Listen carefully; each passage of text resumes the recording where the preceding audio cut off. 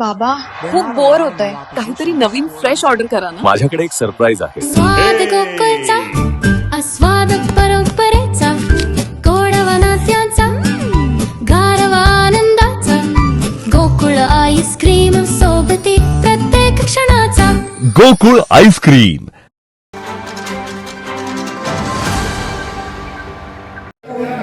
सर्व सभागृहाचा धन्यवाद आणि माझी याच्यात एकच विनंती आहे की पुढचा प्रश्न घ्यायचा अगोदर आपण मागच्या प्रश्न घेऊया कारण जास्त प्रश्न आलो ऍक्च्युली जो काय कर्मचारी सेवेचा कायमचा प्रश्न होता दुसऱ्या नंबरचा जो गडबड आपण तिसऱ्या नंबरला आलो कोणा मिळाला नव्हता. फक्त एवढं सांगायचं आहे की आमच्याकडे ही सेम सिस्टीम झालेली आहे. कंकास जरासं तुम्ही उभा राहा तुम्हाला वाटते कारण इथंही 157 कर्मचारी आहेत जे ठोक मानधनावर आहेत आणि त्यांना कायमस्वरूपी घ्यायचं आहे. प्लस 22 असे 16 अनुकंपाखालील काही कर्मचारी आहेत. पण ते 16 अनुकंपाखालील कर्मचारी ऑर्डर निघालेली आहे तरी सुद्धा त्यांना रुजू करून घेतले. कारण असं आहे की 2002 साली एक अग्रीमेंट झालं होतं युनियन आणि या अनुकंपांच्या खालीलच्या लोकांमध्ये की 3:1 रेशोनं हे कामगार भरती करून घ्यायचे आणि कायम करून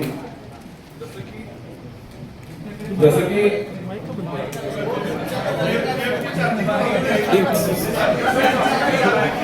जसं की 2002 साली अग्रीमेंट झालेलं युनियन आणि याच्यातर्फे की आमच्यातले युनियन मधले जे टोकमानमध्ये 3 घ्यायचे तर अनुकंपाखालील 1 घ्यायचा.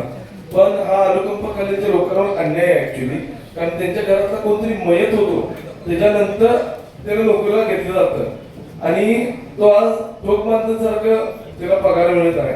त्याचं परमनन्सी होत नाही आहे. आज विचार करा एसटी महामंडळामध्ये म्हणा किंवा कुठल्याही परिवहनमध्ये म्हणा की गेल्या असे काही गोष्टी घडल्या 6 महिन्याच्या आत त्यांना अनुकंपाखालील नोकरीवर रुजू केलं जातंय.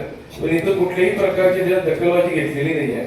तर माझ्या मते की हे कुठेतरी हे अग्रीमेंटवर आयुक्त साहेब तुम्ही स्वतः या युनियनला आणि कर्मचाऱ्यांना बोलवून हे अग्रीमेंट कुठेतरी टर्मिनेट केलं पाहिजे आणि तातडीनं 16 जे ह्याला गेले अनुकंपाखाली त्यांना तातडीनं तुम्ही इमिजिएट बेसिसवर रुजू करून घेतलं पाहिजे. आणि राहिली 157 जणांची तर ऑलरेडी डीसीएम साहेबांनी साईन केलेली आहे.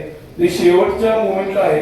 फक्त एक तुमची मीटिंग आणि डीसीएम साहेबांची आणि जे आता परवा आपले साहेब आलेले आयुक्त साहेब गोविंदराज साहेब तर त्यांच्याशी मीटिंग करून या गोष्टीचा एकदा आढावा घेऊन शेवटच्या टप्प्यातली फाईल आहे फक्त जर रुजू करून घेतली तर 157 जणांचा कर्मचाऱ्यांचा प्रॉब्लेम सॉल्व्ह होऊन जाईल.